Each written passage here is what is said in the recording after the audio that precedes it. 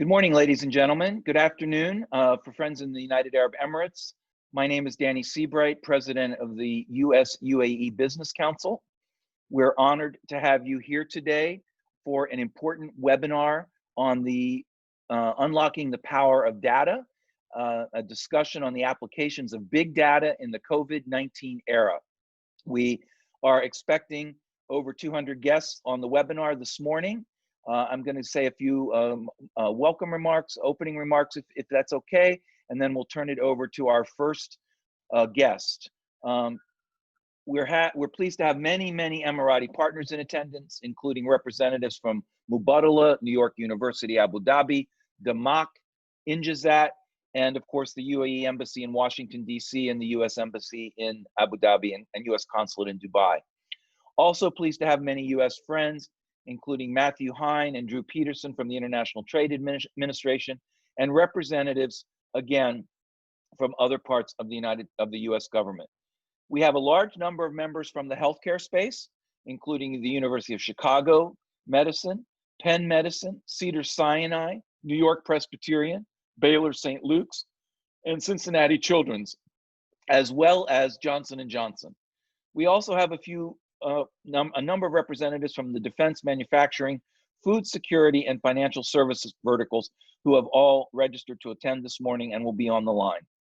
Finally, it's very important for me to note that we have representatives from the economic development offices and our partnership offices from 5 different American states, including Alabama, Montana, Arkansas, Florida, and Mississippi. It's a privilege for me to host leading tech executives from American companies in the Middle East, particularly at this very propitious moment of Middle East peace. I was at the White House yesterday for the historic signing of the Abraham Accords. Had the opportunity to talk with a number of folks that have visited, to come and be part of the signing ceremony. An amazing step forward. I say peace is peace, and this is truly an historic moment. Big data is going to play a huge role in the new Israel-UAE relationship, and it's one of the key verticals and sectors that is already receiving a lot of attention and focus on what Israel and the UAE can do together. And of course, our great American companies will play a very big role in the connective tissue of that new relationship. So this is a very opportune moment to have this discussion, to talk about advanced technology, especially relevant in light of these new accords. It's also relevant given the coronavirus pandemic, which has fueled some of the most recent developments in this new era of innovation. And that is why we thought that this would be also a great time to have this webinar.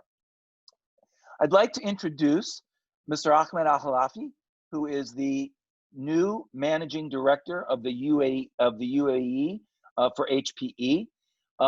Ahmed is, I've been corrected, not the first CEO of a major American tech company in the UAE, but currently is the only Emirati CEO of a major American tech company in the UAE. I believe Microsoft had the honor of having the first UAE CEO a number of years ago. Ahmed was appointed to this position in April of 2020, and so honored that he could be here, could be as the new leader of HPE's work with government bodies and private sector to accelerate digital transformation and innovation across the UAE with his very unique United Arab Emirates perspective. He was also immediately tasked with navigating the COVID-19 crisis as a new CEO, if you will, on the ground. And he has 14 years of experience in the tech sector, notably helping to launch the Emirates Integrated Telecommunications Company, or DO. He is a leading Emirati in the tech space, and we are privileged to hear from him today. I'm going to ask Ahmed to make 10 minutes of remarks, and then we will switch or move or pivot, if the pivot is the new word these days, to a panel of some very esteemed experts in the vertical, and I will introduce them when Ahmed is finished with his remarks. Ahmed, the floor is yours. Thank you, Danny. Ladies and gentlemen, honorable guests, it's my pleasure to be joining you today. My name is Ahmad Alkhallafi, as Danny introduced. I lead Hewlett Packard Enterprise activities in the UAE as the Managing Director for the country. HPE is today the world-leading edge-to-cloud platform and a software-as-a-service company with a legacy born with the foundations of Silicon Valley in 1939 and a long history of partnership in the region. One that stretches back to 1999 and led us to become the proud partner of a number of enterprises and government authorities in the UAE. We are very proud of our recent activities, especially the opening of earlier this year of the Digital Life Garage, a global initiative that will encompass a series of next generation innovation centers throughout the world, for which we are honored to receive the blessing of His Highness Sheikh Maktoum, Deputy Ruler of Dubai. We named the Digital Life Garage after the garage of Bill Hewlett and Dave Packard in Palo Alto, where our company was founded, and we selected the UAE to launch this initiative due to the country's amazing achievements in the digitization. HPE is the digital infrastructure leader with 40% market share in the high-performance computing and specialize in the end-to-end data management from edge to cloud.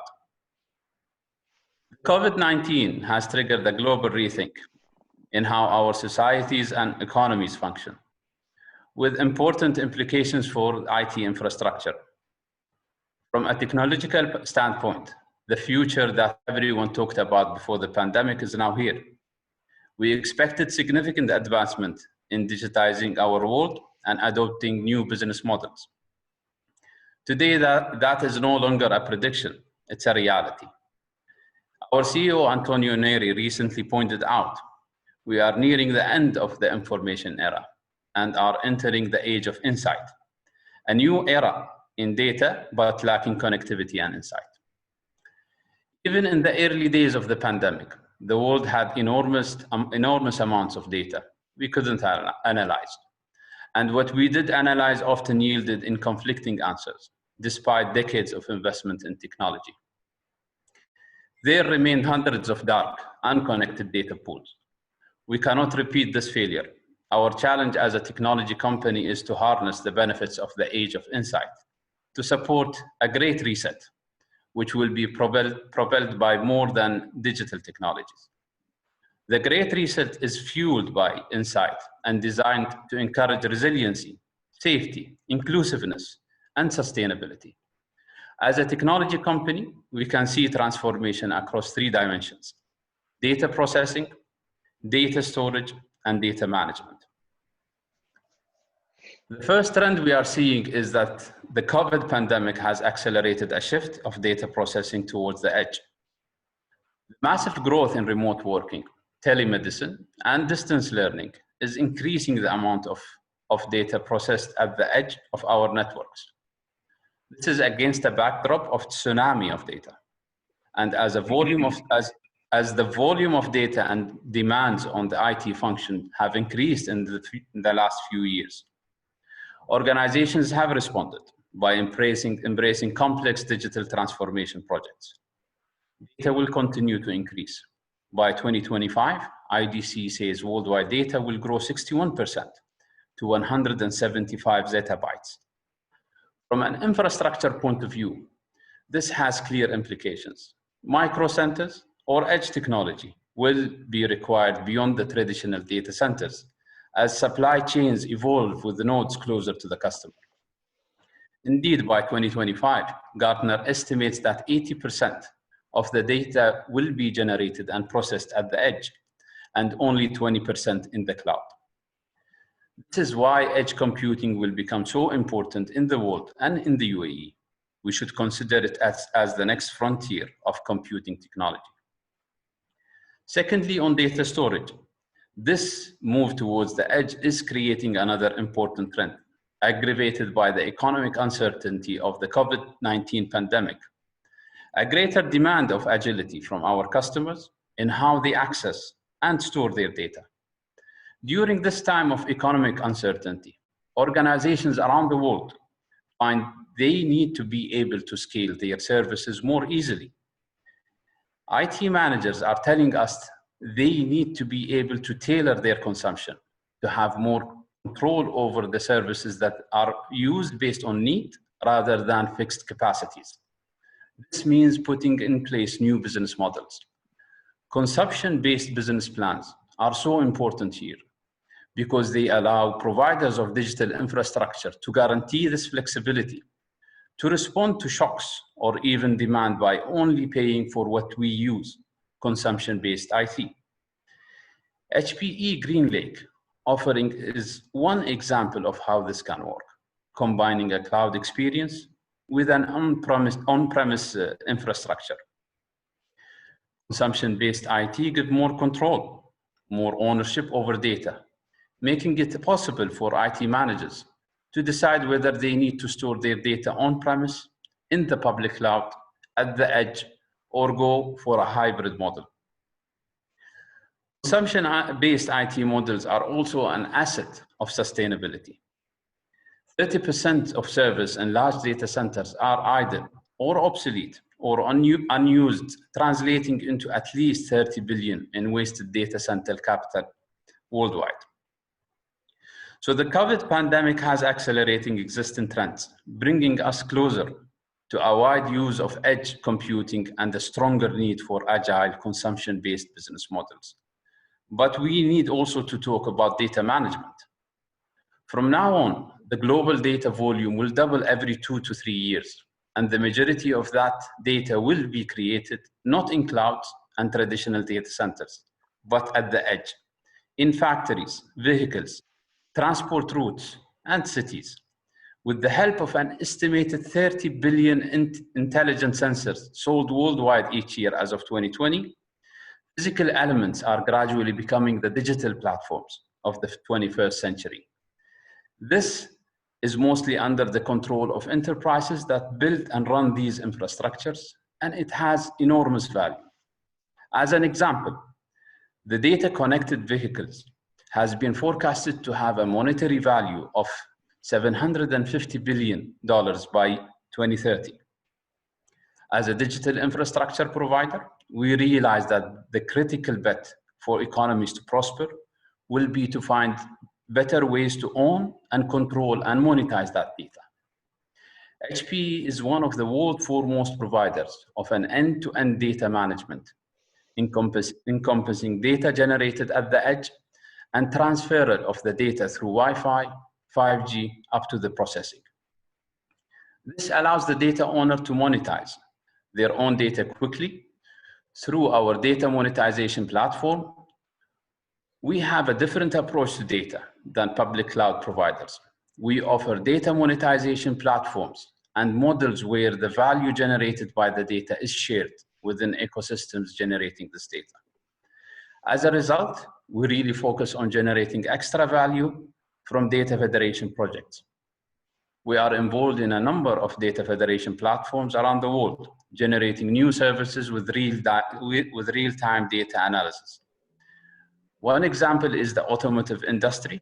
HPE recently launched a blockchain-based data monetization platform with Continental. The platform enables the sharing of vehicle data to improve driver safety and convenience while providing an unprecedented level of data security, transparency, and efficiency to overcome the barriers of sharing vehicle data. We are now taking these learnings from industry verticals to provide a wide range of services in the UAE.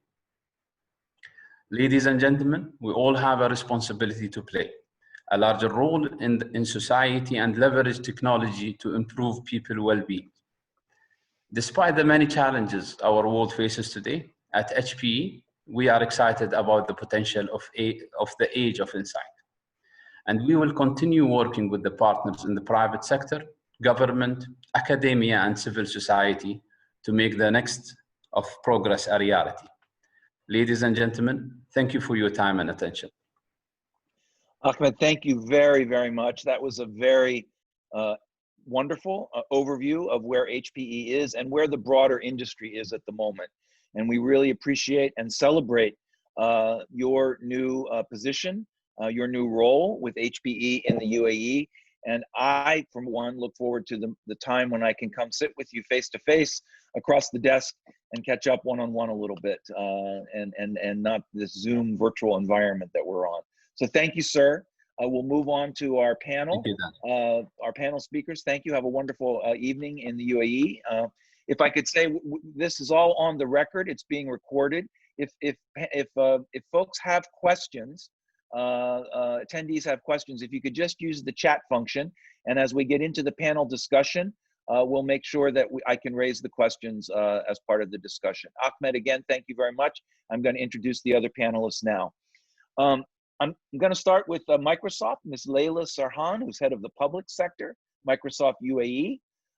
Google, Salim Eddy, head of the public policy and government relations for the Middle East, North Africa. IBM, Basha Kalani, who's the territory executive for the Middle East. And then we will have also from HPE, Mohammed Al-Jalad, who's the CTO and director for Middle East and Africa. I would like to start, if I would, I'm going to go here in alphabetical order. So I'm going to start with Google, and I'm going to ask Salim Eddy to make 2 or 3 minutes of opening remarks. Keep your remarks and comments short, so that we can get, or succinct, I should say, not short, so that we can get to the actual discussion and the panel questions. Salim, over to you. Thank you, Danny. It is quite a challenge to keep them succinct, as you said. But as far as I'm concerned, I'm very happy that we can interact over a virtual environment like this one. And actually, in these COVID times, which are challenging times, digital is allowing us and to have these kind of interactions, and they've proven to be quite enriching in the past, and I'm sure this one. So welcome, Ahmed, to in your new role. I would like to. It's a very pertinent question, Danny, in these times where digital is actually helping businesses stay open and pay their employees and service their clients. To ask the question, how to unlock further the power of data. It's obvious that data has a power. I don't think we're here to discuss that. Is how to unlock it further. Whether it's big data or not is another debate. And I would invite you maybe to consider the journey of, it starts with bits and bytes, let's call them data, and then that turns into information that morphs into knowledge. And that knowledge can actually yield very interesting results. It could create value. It could actually give a company or an individual a competitive advantage over others. It could lead to innovation, and in certain cases, yes, why not? One could argue it can lead to further happiness. So this is the whole array of how data can actually, or maybe a combination of those four results that come out of possessing the knowledge is contained in information and data. Let's get an idea of scale. These days there's even more an acceleration of digital adoption due to COVID, and just to give you an idea, and I'll probably talk about Google. We have like 8 products. Each of these products are used every day by more than 1 billion person in the world. So you can imagine the amount of data that is generated, whether it's search, YouTube, Maps, Google Photos, Android, Gmail, etc., etc. So the volume of data is impressive, and therefore the ability to turn this data into something that of value is there. The potential is there. The first challenge is to make sure that this data is reliable. So in this age of disinformation, fake news, and alternative truth, it's extremely important to get this one right. And COVID gave us quite a challenge, because there was a flurry of disinformation and alternative facts when it came to COVID and how to deal with it. So we had to make sure that the right information gets to the right person at the right time. I would say the right data, so that it turns into information, actionable information. Just let's keep it very simple. And I would talk about something I know, because we developed what we call the mobility reports based on maps and how people move around a city, whether they go to shopping centers or parks, etc.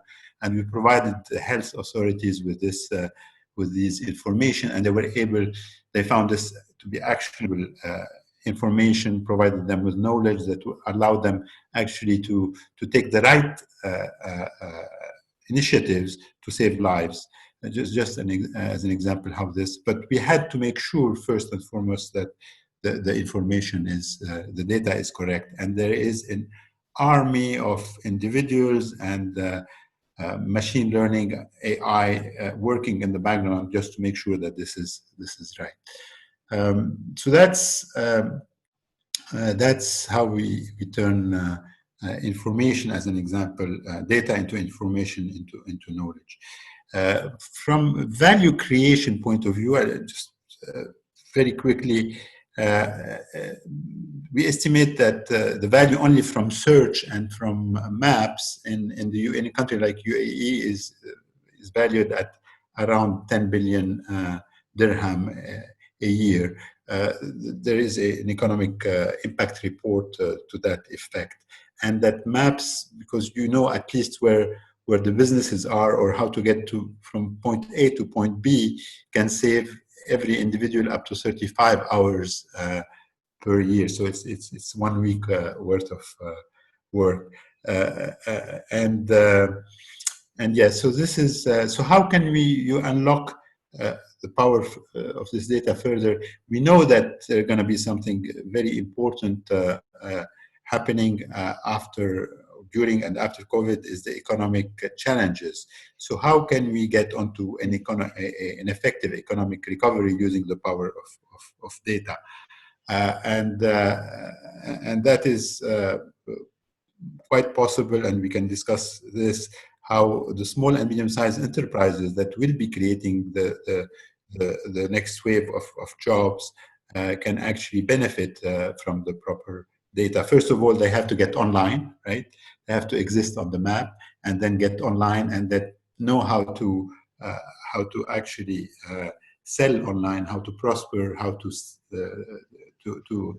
have a sort of staying power online. It's not a given. It's something that you learn, and something that is extremely valuable.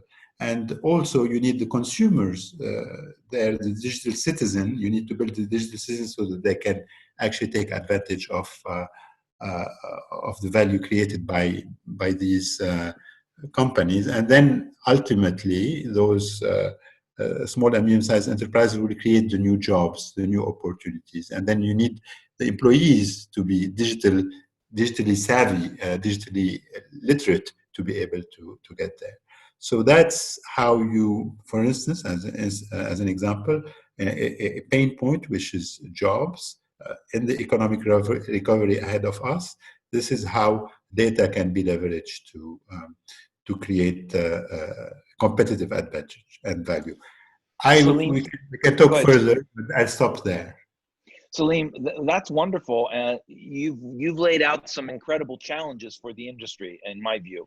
And maybe we can talk about that a little further in the Q&A, how industry plans to meet some of those amazing challenges. Let's move, if we can, please, to Ahmad Alkhallafi, who's the CTO and Director for the Middle East and North Africa at HPE. Ahmad, I know, sensitive to the fact that your Director General, your CEO just spoke, I won't put you on the spot too much, but please say a few words about your focus and your thoughts on unlocking big data.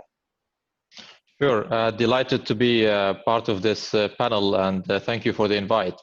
Actually, we as HPE or NHPEs have a bold vision that the enterprise of the future is going to be edge-centric, cloud-enabled, and data-driven. Obviously, data is taking a big deal here, and this is how we are pivoting our company or setting the strategy to be the edge to cloud platform as a service company. And obviously, data is critical for many organizations. Many of them are really collecting huge repositories already, and there is an accelerated demand from their sides to get vital insights in their transformations to be more competitive and add more distinguished services or enhanced experiences, if you will. Obviously, the fact that many IT or connected devices will be there in the futures, and the majority of them will be connected to IoT platforms, will lead to the generations of huge amount of data that will be very useful to monetize or to leverage moving forward. Obviously, 5G is something that will make this more possible, and the fact that we have advanced technologies coming forward.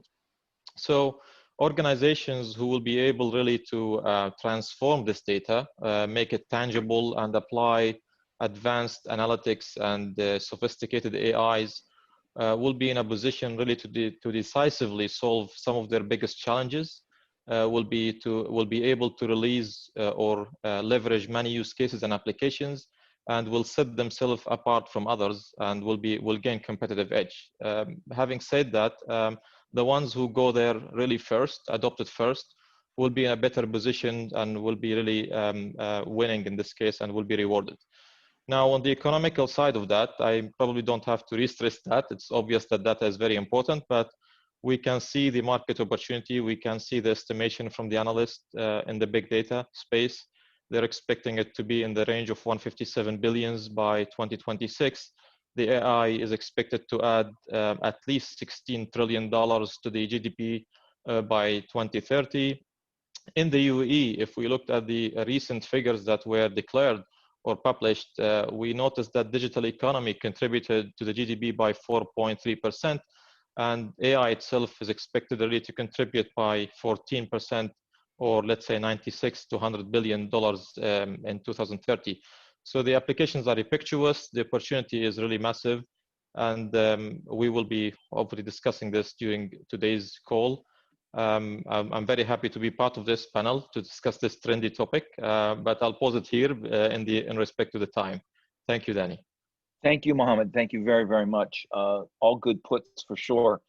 Bashar Kilani is a territory executive for the Middle East for IBM. I like to call Bashar sometimes my ambassador because he seems to be everywhere I ever turn up in Abu Dhabi or Dubai. Bashar seems to already have been there, and he always says good things about the Business Council. So he's a good brand ambassador for us, for sure. Bashar, thank you very much. Please, with your opening remarks. Yes, thank you, Danny, and congratulations, Ahmed, on this new appointment. And I would like to highlight the focus that we also have on Emirati employees and colleagues. We've had a good number of graduates and early career Emiratis join us in IBM, and many of them have actually chosen to work on data and specialize in data sciences and related fields. We're very pleased to see the focus that we have on data, and I would probably like to introduce a concept of little data or small data, because that is the challenge that we will have moving forward when we define the new normal that we are all about to create or imagine as we move forward. We do not really know a lot about this new world, and we do not really have a lot of data about it. So the challenge here is how can we use the little data that we have to start to reimagine the new future.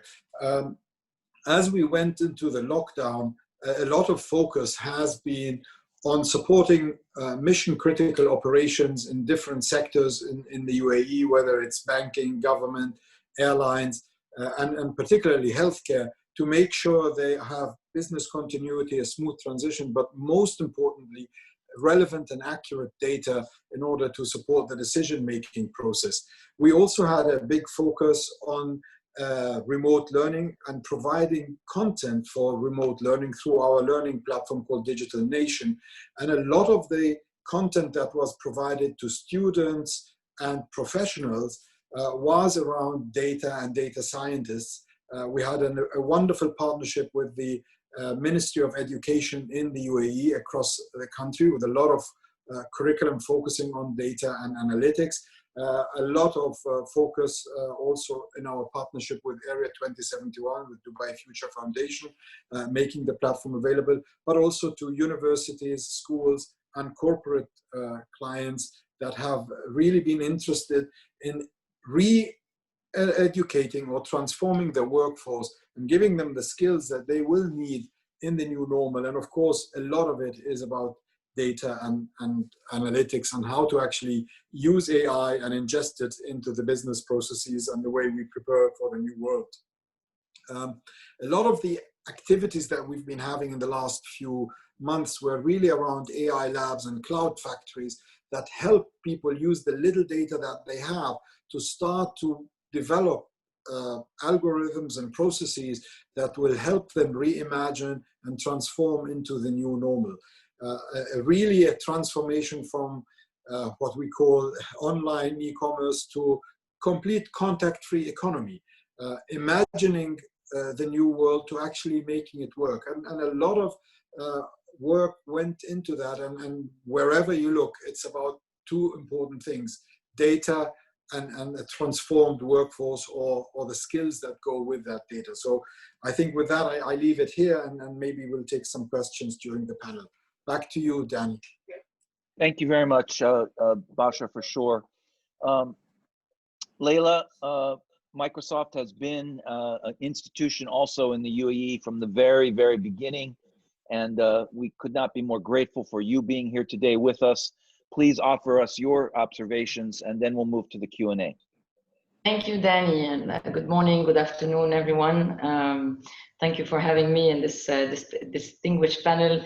Unlike the others, I think this is my first time with you, Danny, and hopefully not the last time. So, I mean, yeah, as you said, Microsoft has been in the UAE for more than 25 years, and I think in the UAE, probably we can come back to that. But what I wanted to touch on today is really, in the context of this pandemic, the reality is that what we've seen is that few organizations have really felt a minimal net impact of the pandemic. And putting technology aside, what we've seen is obviously the ones that adapted the most are the ones that have had what we call tech intensity, and this ability and agility to transform their business processes very quickly, so that they responded to this new market condition, the new demands from consumers, and most importantly, the changing government regulations around lockdowns and what have you. And tech intensity is really how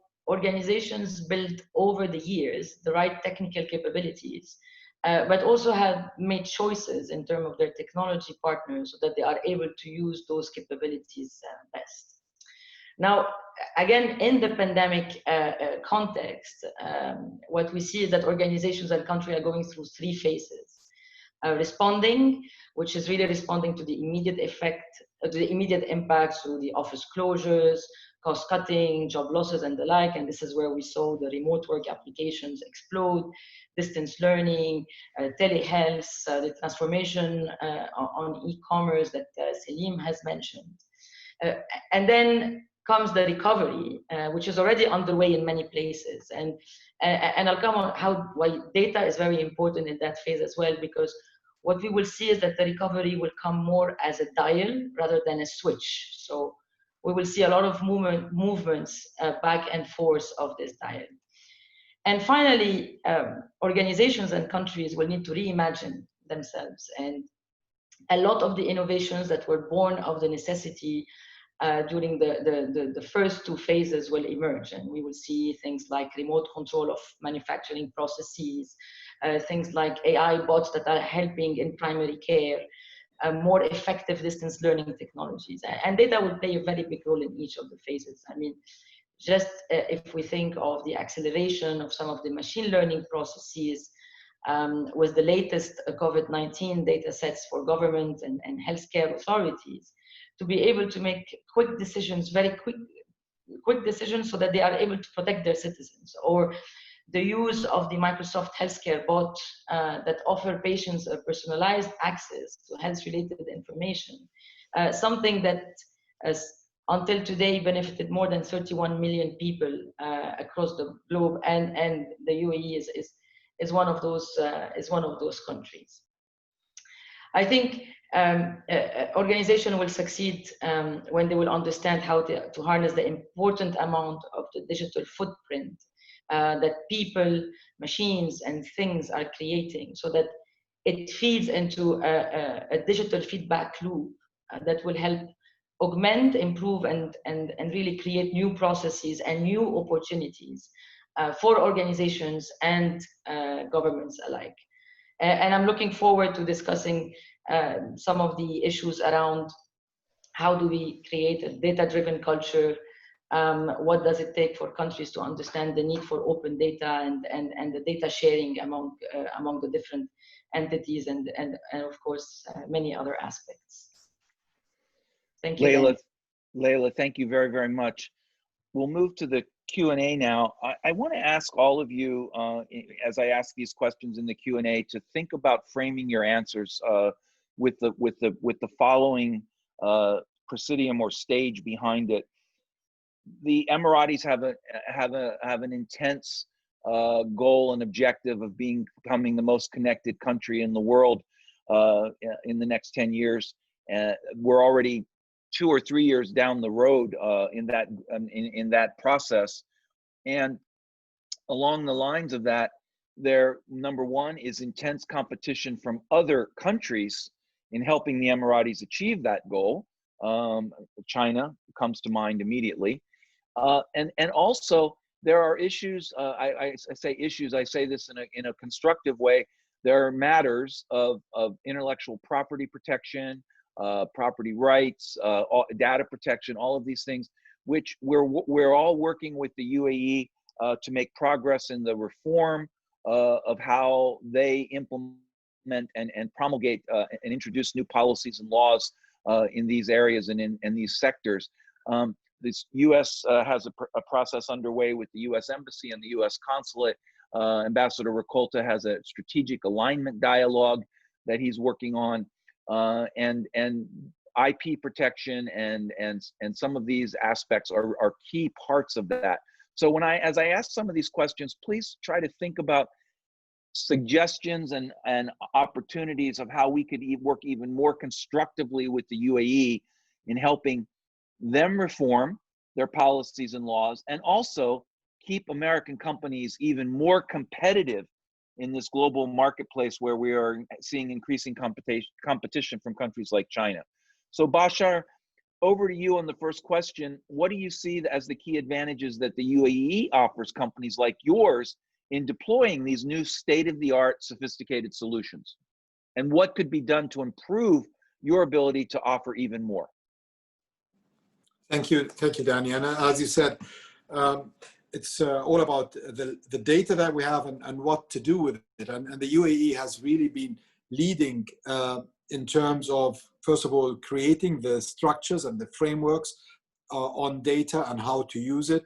They have a lot of engagements and discussions around that. And we've been working closely with many of our clients on GDPR-like implementations on data, which has become kind of a standard before many others in the world. But the UAE is also coming up with its own data laws. And of course, the important thing is ownership of this data and reliability of this data. Who has the overall focus on that?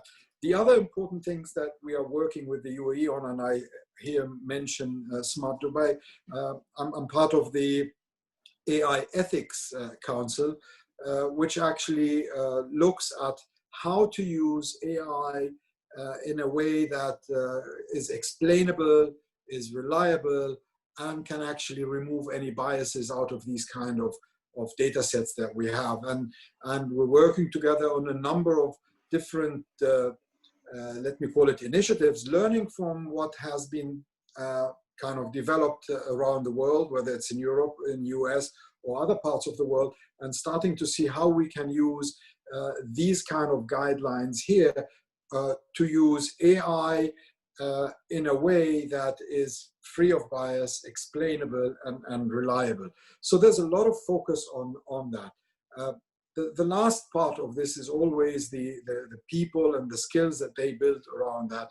And the UAE has also put a lot of focus here on enablement and support and skills when it comes to data-related sciences, whether it's in healthcare, banking and finance, government in general.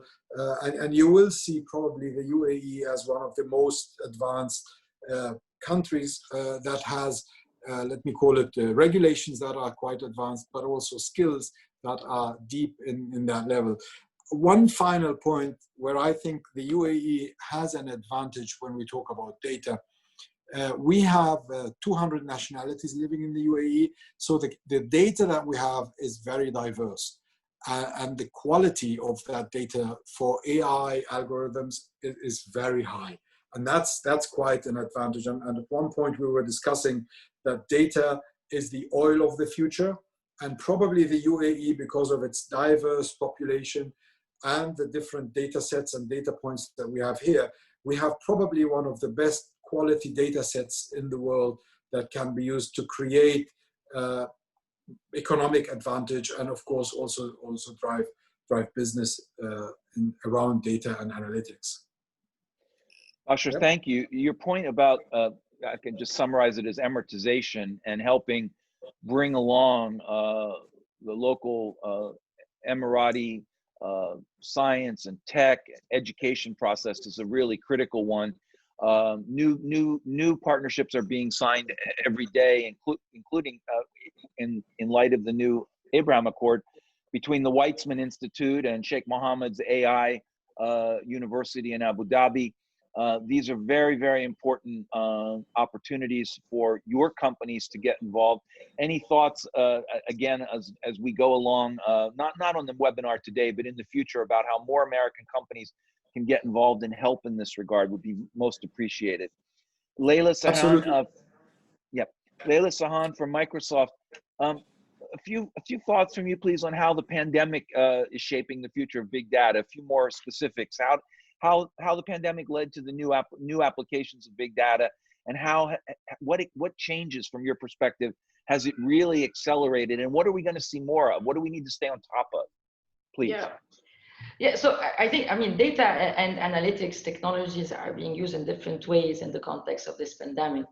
If you think of healthcare and research, and how data and analytics technologies are accelerating the discovery of drug, are helping us better understand the immune system of the human being, but also how it is helping us mitigate the spread of the virus moving forward.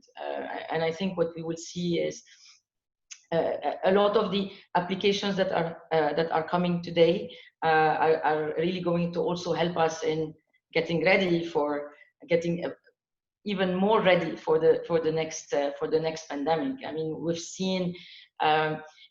We've seen logistics and transportation company using artificial intelligence to plan their supply chains according to predicting demand, predicting transportation costs, and we can see that similar applications can be built and deployed to improve the flexibility of our workplaces and schools. Again, if we think of that recover phase where we will need to dial back and forth for a while now, and we were talking about this before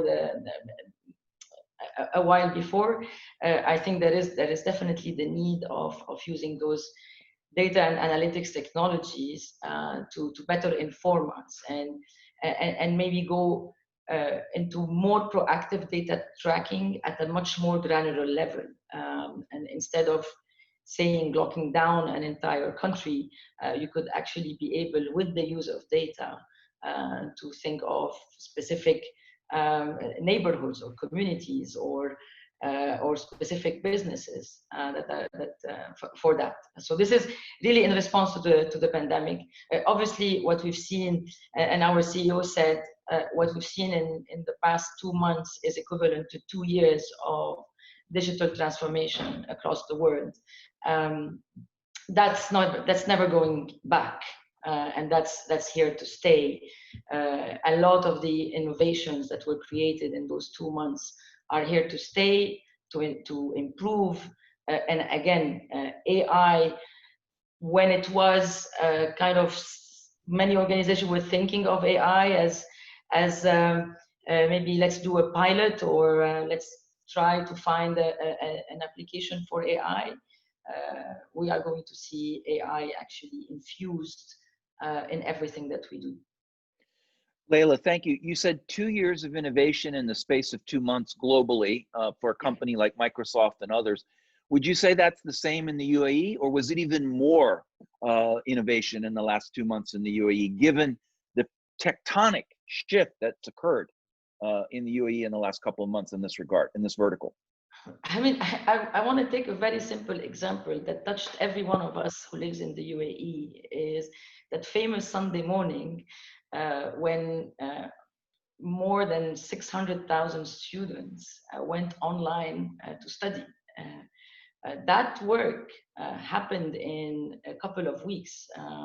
We were very much involved into putting the right tools in the hands of students and teachers, working with the telecom companies so that we ensure that nothing is going to break on day one. And it happened, and it happened not only because there was the right technology infrastructure. I think it happened because there was the right vision. It happened because there was the right capabilities that were built over the years. And going back to that concept of tech intensity, it's really building those technical capabilities that are going to give you the agility to drive that digital transformation. So yes, we've seen some businesses and sectors transforming radically during this pandemic. Thank you, Leila.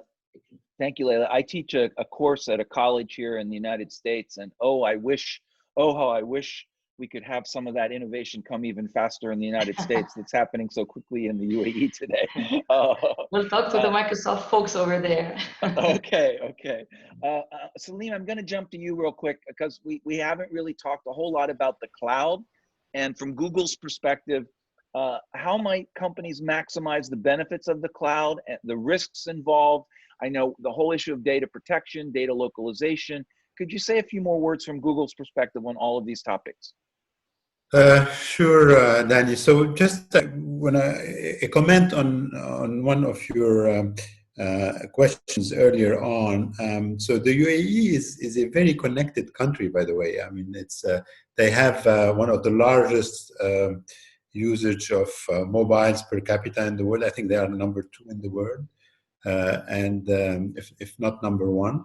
And when it comes to connectivity indexes and they actually network readiness index and all these indexes, they rate extremely high.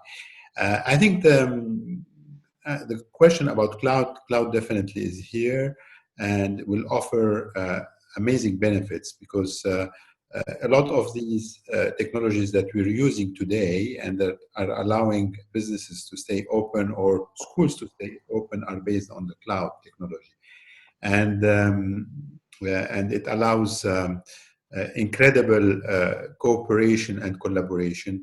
The beauty of cloud is that it's easy to use, it's scalable, and actually solves problems that used to take a long time to in the past to solve. So the next hill to conquer, or the next battle, is the one of policies, as you alluded to, Danny. So the beauty of data is something extraordinary about it, is that it's not a discrete product. Like I have a pen here, either I hold it or you hold it, right? Data, when it is shared, when collaboration kicks in, there is a multiplier effect. It becomes extremely valuable, exponentially valuable, and that is emphasized by technologies like underlying technologies like the mobile, like the cloud. But what really sets it free, and you can take full advantage of the power of data, are the regulations and the policies, the digital policies to be precise. The privacy, the idea that you can have cross-border flow of data, the idea that you have safe harbors for the platforms, and the idea that you can have access to this data that because AI was mentioned and machine learning. AI and machine learning are very data hungry. They need a lot of data, and that data would ultimately be on the cloud, and it needs not to be in country, so it can be anywhere. And we need to sort of debunk this myth that the data needs to be in country. I totally respect sovereignty and country sovereignty, and we all understand the implications of this, and that security is important. However, the location of the data does not matter. What really matters is how you protect it and how effective you are at sharing it. Because again, if you share it, the value of the data becomes exponentially important. That is the power and the promise of the cloud. And it is within, the beauty of it is that the UAE has an amazing infrastructure. They are connected, and they have leadership that gets it. They get the information technology promise. They are digitizers. They are there to, they want to do it. But the area of digital policies is a new one. It's uncharted territories, and so we all need to work together to get this right. And that's where I probably should end answering your question. Thank you. So even more work needs to be done on the policy and working with our friends and colleagues in the UAE on this for sure. Mr. Al-Jalad, from HP's perspective, how are you helping companies use and utilize this data? And what are some of the future applications that you're thinking of for big data? And I guess a question for all of you and to think about as in the way Mr. Al-Jalad answers this is, how do you monetize it? Because at the end of the day, your business and you want to see return on your investment. So over to you, Mr. Al-Jalad. Ahmed. Thank you. So obviously there are different companies or different organizations are at different stages when it comes to utilizing the data. And the important element is here, how do you really make sure that you get this ROI or proper, let's say, return when you go into a world like AI or data analytics? And in the current situation, especially after this unfortunate pandemic, we see a lot of moves toward what we call contactless transactions and let's say manual process automations, and the fact that we have, let's say, remote environments pushed many customers to look into digital transformations and the ability to do some sort of augmented realities, leveraging everything to be done remote. If different customers at different scales, but we support them obviously by giving them or supporting them with the right tools, the right proof of values, and then how do we really make sure that they get value out of their results. If I pick, for example, some of the probably hot industries where I personally see or maybe the market is seeing the shift toward AI, we can think about education. And education, when it's happening remotely, now there is a big questions about the efficiency of students and teachers, and how do we really inject AI into this world to make sure that we provide the right experience and we really ensure that the students are really upskilled while they are doing this remotely. Another way of looking at education is how do we really look into fixing the curriculums. I was reading in the news this morning, there is a lot of discussion about how do we ensure that we have the right curriculums moving forward, and obviously data and AI plays a big factors here. If we shift to the healthcare or other industries, you can see some use cases like biosensing will probably evolve in the sense that we will have this IoT connected with the AIs at some point in time, sensing water, air, soil, and trying to correlate data from different sources connecting probably different sources of data from different organizations, just to make sure we get to a proper insight here and to get to the proper use case in this domain. Other couple of examples would be probably auto cashier when we go and do shoppings. Yes, how about just having things done and paid for without even touching any machines or those devices that we see today in the supermarkets. Another probably major things we see and many countries are looking at today with the pandemic is the food supply. How do you make sure that you have productions in the farms, and how do you accelerate this, and how do you leverage AI? We teamed with some customers here to solve the world hunger problem, if you will. And many, many use cases, you can just extrapolate those in trades and securities and weaponizations and so on and so forth. Now, how do you monetize this data? To answer your second part of the question, obviously there is two ways of looking at this. The real values that organizations get from data, this is basically in terms of cost savings or delivering experiences or building a new service. This is by itself one shape of monetization, but the other one is to look into how do you sell some data sets. The example that my colleague mentioned at the beginning, how do drivers exchange data in a blockchain environment, and they can really give it to some people who can leverage it to make additional services.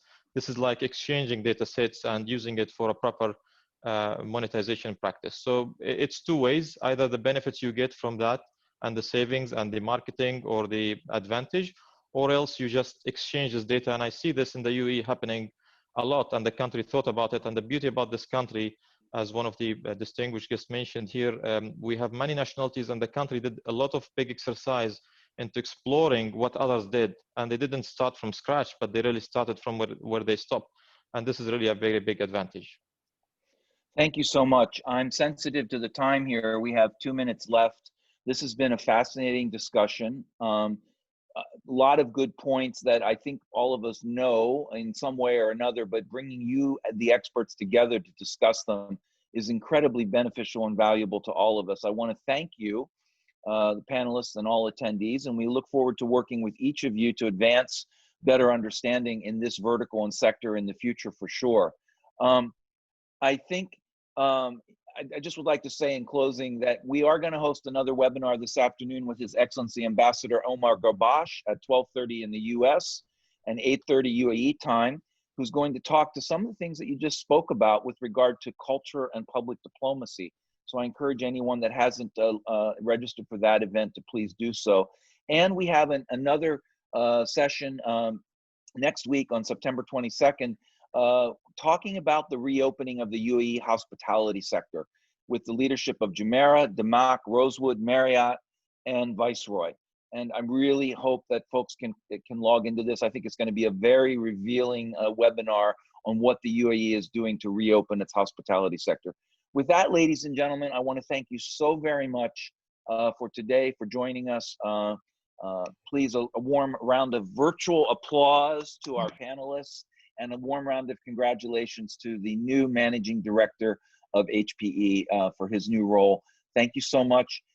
Please be safe, please be healthy, and look forward to seeing you all again very soon on a Zoom virtual session, but more importantly, on a one-to-one, face-to-face, sometime in the new normal. With that, ladies and gentlemen, have a wonderful afternoon, a wonderful morning, and thank you very, very much. Take care.